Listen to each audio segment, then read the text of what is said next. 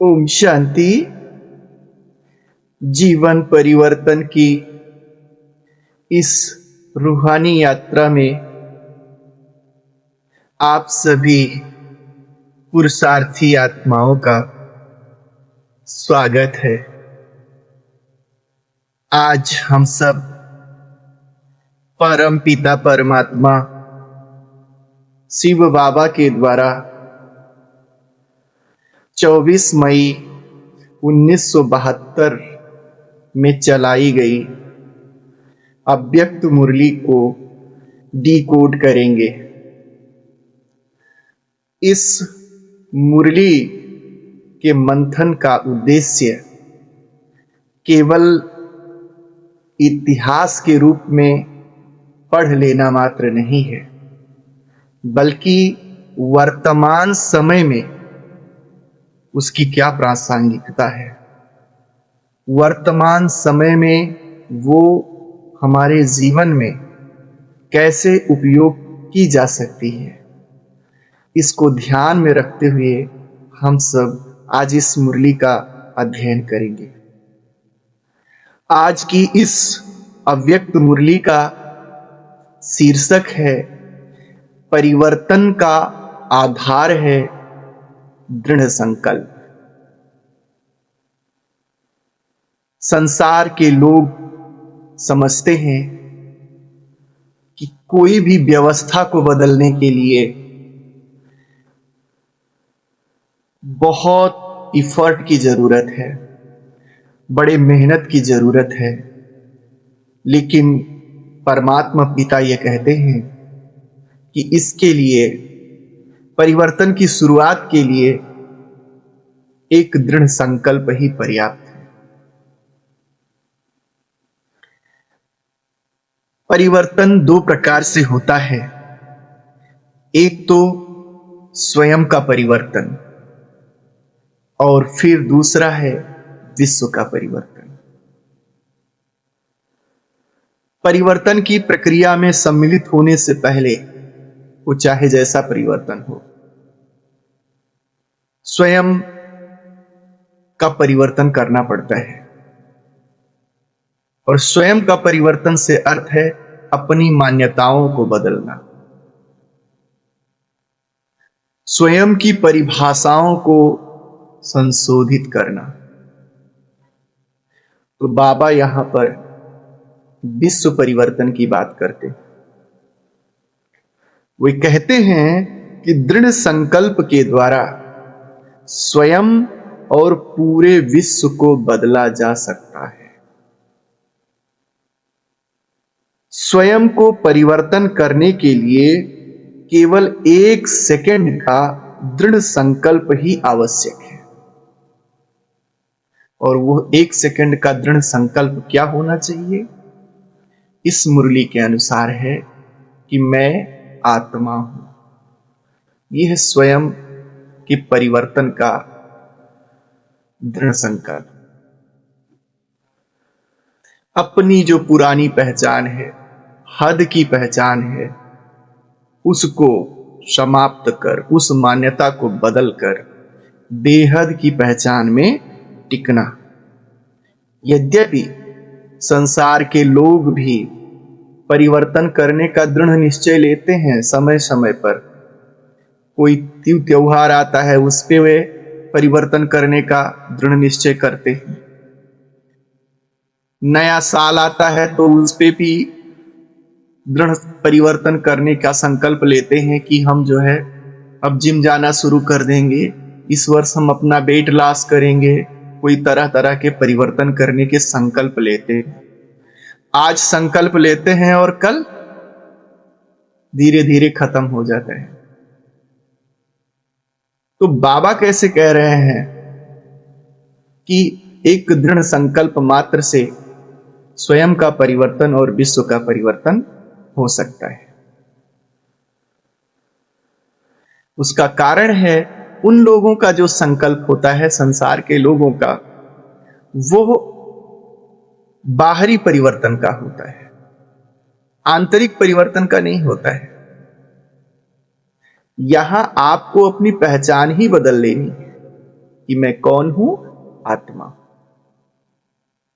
जब आप अपनी पहचान आत्मा के रूप में करते हैं तो फिर आपकी दृष्टि बेहद की हो जाती है।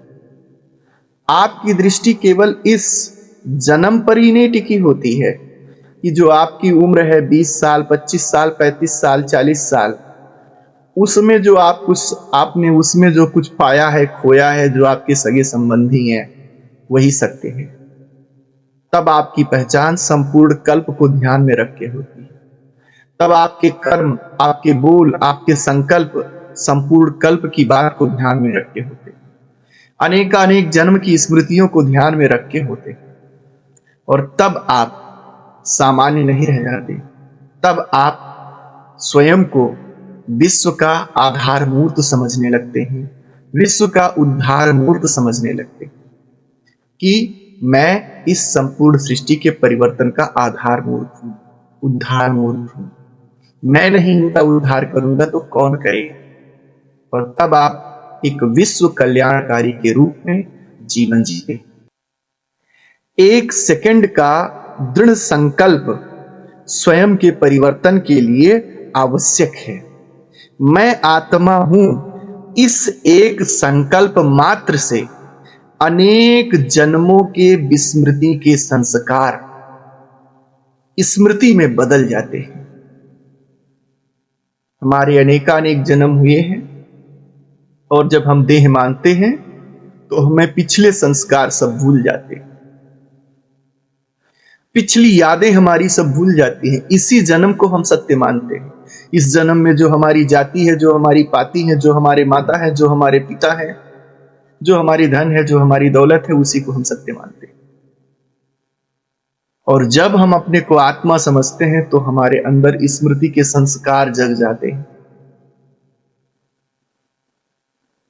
उस बड़े अतीत के समक्ष ये एक छोटा सा जन्म नगण्य लगने लगता है मेरी पहचान कितनी गरिमामयी है, मेरी पहचान कितनी बेहद की है, और मैं इस छोटी सी पहचान को लेके जी रहा। फिर हमारी सोच, हमारा चलन, हमारा व्यवहार सब बदल जाता है। तो इसलिए यह आवश्यक है कि हम अपने जो विस्मृति के संस्कार हैं, जो आदतें बन गई हैं भूल जाने की, उनको खत्म करें और अपने को संपूर्ण रीति से याद करें कि मैं इस संसार में अनंत यात्री हूं। मेरी यात्रा अनादि है, अनंत है। जन्म जीवन की शुरुआत नहीं है और मृत्यु जीवन का अंत नहीं है। जब मैं इस शरीर में नहीं था तब भी मैं था, और जब यह शरीर खत्म हो जाएगा तब भी मेरी यात्रा आगे चलती रहेगी। इसलिए मैं इस छोटे से पहचान को लेकर के अमूल्य समय नहीं व्यर्थ गंवा सकता। मैं बेहद का एक्टर हूं। ऐसी ऐसी बातें फिर आपके मान्यता में आती, और जो पुरानी मान्यताएं होती हैं वह धीरे धीरे अपना स्थान छोड़ती जाती, और फिर आपके हर संकल्प परिवर्तनकारी होते हैं, हर बोल परिवर्तनकारी होते हैं, हर कर्म परिवर्तनकारी होते हैं। तो इस प्रकार से हम सबको बेहद की दृष्टि में टिकना है। पूरे विश्व का परिवर्तन करने के लिए यह संकल्प धारण करना चाहिए। बाबा कहते हैं कि संपूर्ण सृष्टि के परिवर्तन के लिए हम सभी आत्माओं को यह संकल्प धारण करना चाहिए कि हम ही और कोई नहीं, केवल हम ही इस विश्व के आधार मूर्त और उद्धार मूर्त हैं। क्योंकि विश्व का कल्याण कौन करेगा? जगी हुई आत्माएं, जो सोई हुई हैं, जिनको स्वयं के बारे में ही नहीं पता, वे क्या कल्याण करेंगे? जिनकी दृष्टि बहुत सीमित है, केवल एक जन्म तक की ही है, वे संसार का क्या कल्याण करेंगी। तो विश्व कल्याण के लिए इस संकल्प को स्वीकार करना है, स्वयं को आत्म स्वीकृति देना है कि हम ही विश्व के उद्धार मूर्त हैं, आधार मूर्त हैं और विश्व के कल्याणकारी हैं। यह संकल्प सदैव आप सभी को विश्व परिवर्तन के कार्य में तत्पर रखेगा। जैसे वो जादूगर होता है ना, छड़ी घुमा करके क्षण भर के लिए दृश्य बदल देता है, बहुत कुछ कर देता है, लेकिन वो अस्थाई नहीं रहता। यह एक संकल्प कि मैं आत्मा हूं, आपको स्वयं को अंदर से बदल देता है। आप रूहानी जादूगर बन जाते, जो स्वयं को अजर अबर अविनाशी बना लेते और संसार की भिखारी आत्माओं को डबल सिरताज बना देते। तो ऐसी श्रेष्ठ स्थिति हमारी बनी रहे, इसका आधार क्या है?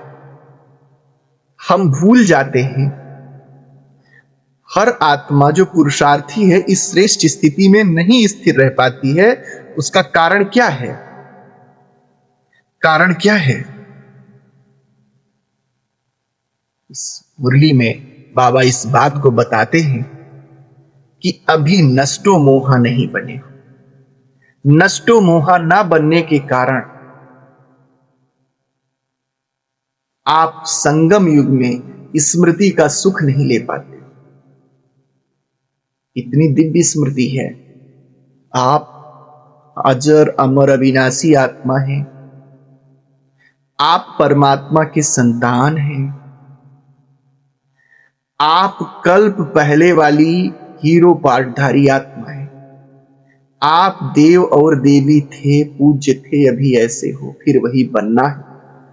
इतनी श्रेष्ठ स्मृतियां हैं, लेकिन इसका आनंद आप नहीं ले पा रहे हैं। उसका कारण क्या है? उसका कारण यह है कि अभी मोह टूटा नहीं हुआ है। यह मुरली बताती है कि अपनी स्मृति स्वरूप की खुशी का अनुभव करने के लिए सर्व स्वरूपों से नष्टो मोहा होना आवश्यक है। हर प्रकार से नष्टो मोहा होना आवश्यक है। जो बैंक बैलेंस, धन दौलत, बाहरी संपत्ति है, उससे नष्टो मोहा बनना आवश्यक है। अपना जो ये रूप रंग है, इसको भी नष्टो मोहा होना आवश्यक है। और इसके लिए बाबा ने बोला कि शरीर तो बाप का हो गया है, आप अपने को आत्मा के रूप में देखो। तो नष्टो मोहा होना आवश्यक है।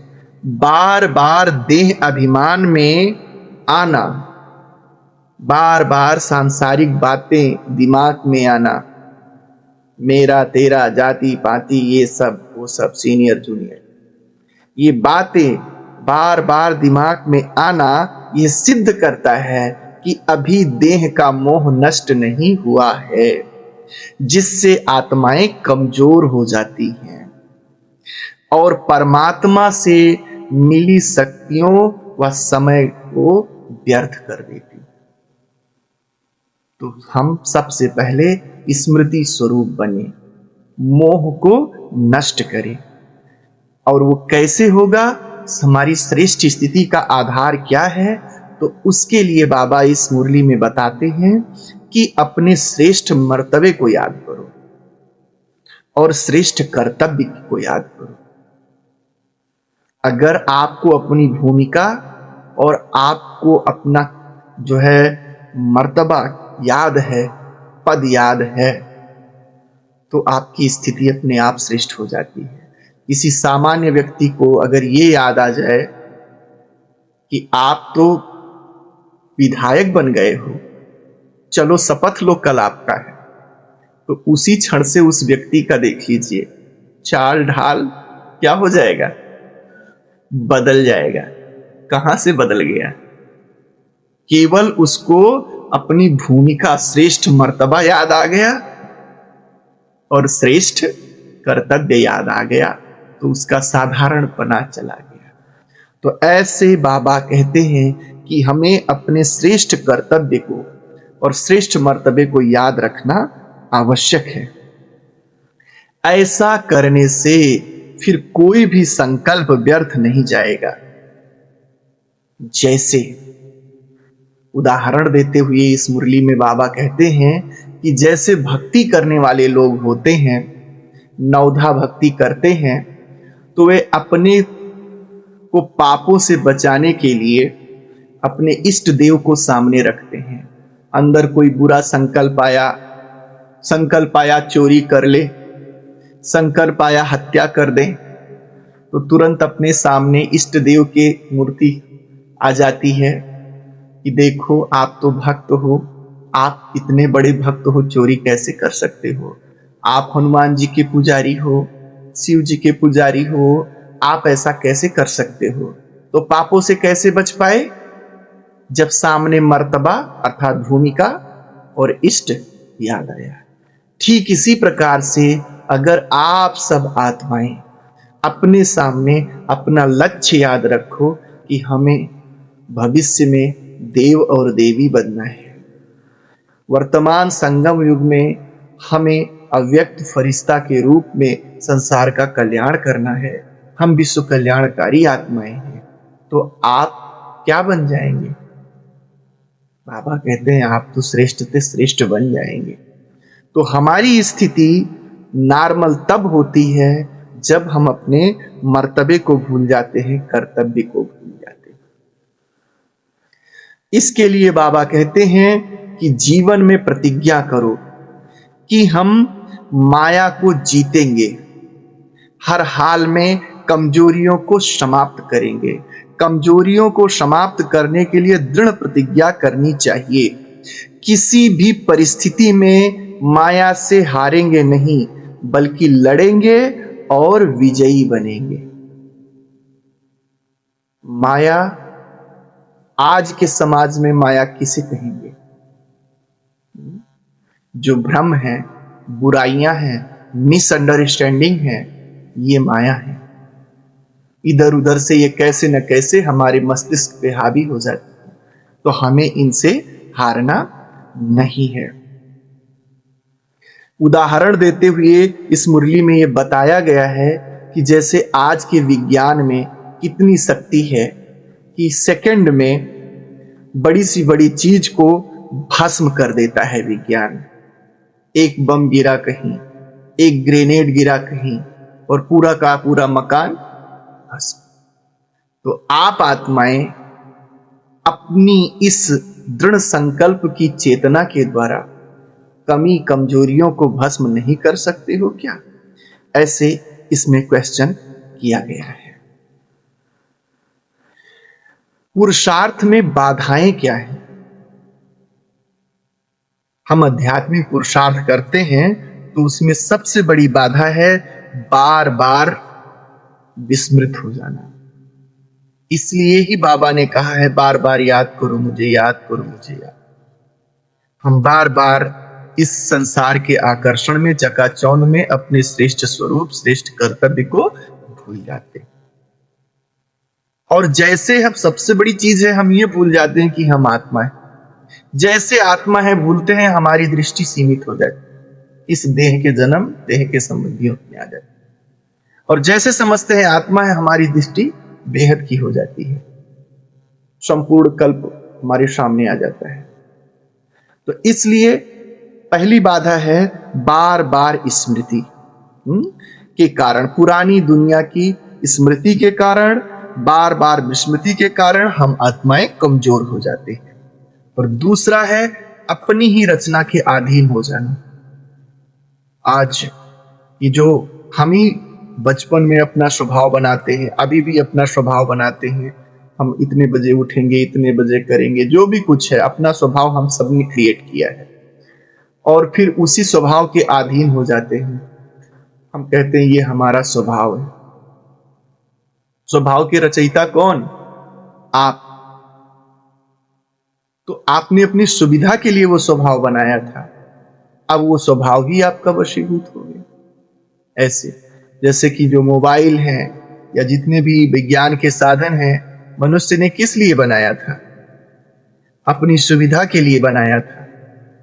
हमारी बातचीत सरल हो जाएगी, जाना आना सहज हो जाएगा, इसके लिए हमने बनाया था। और फिर यह मोबाइल और ये जो विज्ञान के साधन हैं, यही हमारे स्टेटस का पहचान बन जाते हैं। सोचते हैं अगर कम दाम वाली मोबाइल हाथ में होगी तो लोग हमें क्या कहेंगे? गरीब मानेंगे। नॉर्मल कपड़े होंगे तो लोग हमको क्या मानेंगे? अगर हमारे पास 12 लाख वाली 4 व्हीलर से नहीं जाएंगे तो लोग क्या कहेंगे? ये बात वो मेरी ही रचना मेरे को क्या कर रही है? टेंशन बढ़ा रही है। तो ऐसे ही हम सब भी अपने ही स्वभाव को बनाते हैं, फिर उसी के जाल में हम सब फंस पड़ते हैं।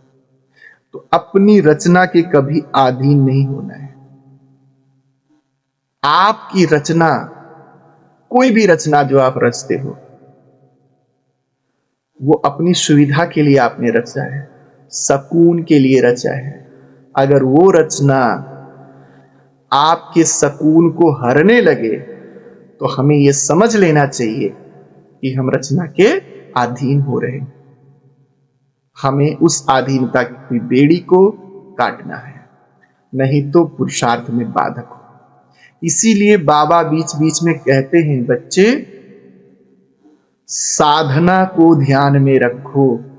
साधनों का उपयोग करना है, लेकिन साधनों के अधीन नहीं होना है।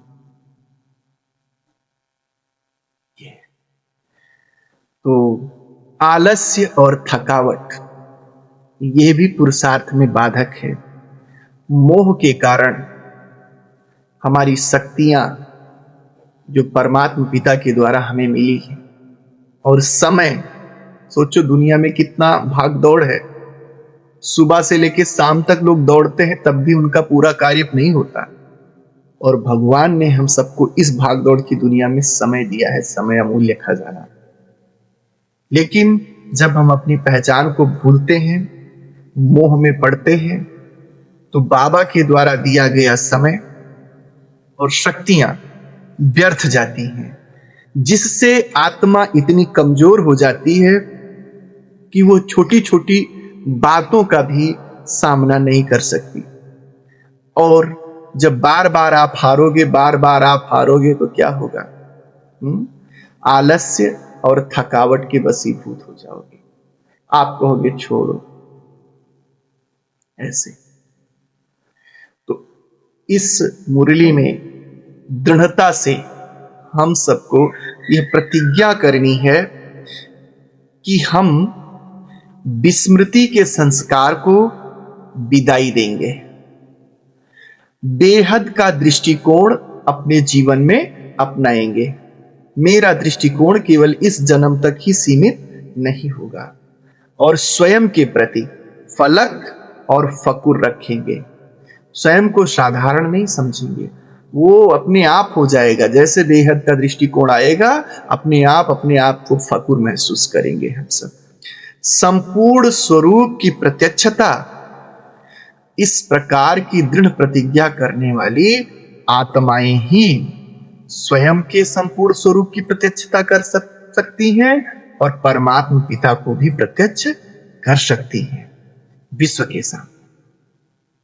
तो हमें स्वयं के संपूर्ण स्वरूप को और बाप के संपूर्ण स्वरूप को प्रत्यक्ष करने के निमित्त बनना है। ऐसे हम सबको दृढ़ संकल्प लेना है। इसके लिए हमें अपने जीवन में लक्ष्य धारण करना है, लक्ष्य लेना है। बाबा भी कभी कभी कहते हैं कि जैसे लक्ष्य सांप के द्वारा शरीर को साफ किया जाता है, ऐसे लक्ष्य सांप के द्वारा अपने चेतना की धार को तेज करो। स्वयं को बदलना ही है, पूरे विश्व को बदलकर। विश्व इस समय कंगाल हो गया है, भिखारी हो गए हैं, सबके सब मांगने वाले, लेने वाले। तो पूरे विश्व को बदलकर डबल ताजधारी बनाना है। इस संगम युग पे हमें संपूर्ण अव्यक्त फरिश्ता बनना ही क्योंकि जब मंजिल दूर होती है, दिखाई नहीं देती है, तब पुरुषार्थ ढीला हो जाता है। पता नहीं मिले ना मिले, है तो नहीं है, लेकिन जब मंजिल करीब होती है तो व्यक्ति पुरुषार्थ करता है। तो इसलिए वो तो डबल ताजधारी या जो कुछ बनेंगे भविष्य में, अभी वर्तमान में हमें इस मंजिल को देखना है कि हम अव्यक्त स्वरूप फरिश्ता कहां तक बने, कितनी बाकी है अभी गैलप करना। तो इस लक्ष्य को अगर आप अपने सामने रखेंगे तो ये संभव हो सकेगा। प्रतिदिन का सर्विस प्लान बनाना है। जैसे कोई ऑफिस के नौकरी वाले लोग, बिजनेसमैन प्लान बनाते हैं, दिनचर्या बनाते हैं, आज आज ये करना है। ऐसे हमको आत्मिक उन्नति के लिए प्रतिदिन का अपना निजी प्लान, हर एक का अपना अपना होना चाहिए और चढ़ती कला का लक्ष्य रखना है। संपूर्ण वर्षा लेकर और संसार को दिलाकर ही रहना है। ऐसी ऐसी बातें अपने जीवन में संकल्प के रूप में धारण करना है। तो आज हम सब लोग ये दृढ़ संकल्प करेंगे कि हमें नष्टो मोहा बनना ही है। पुराने विस्मृति के संस्कार को खत्म करना ही है। और कुछ भी हो जाए, कैसी भी परिस्थिति हो जाए, माया पर विजय प्राप्त करना ही है। अच्छा, ओम शांति।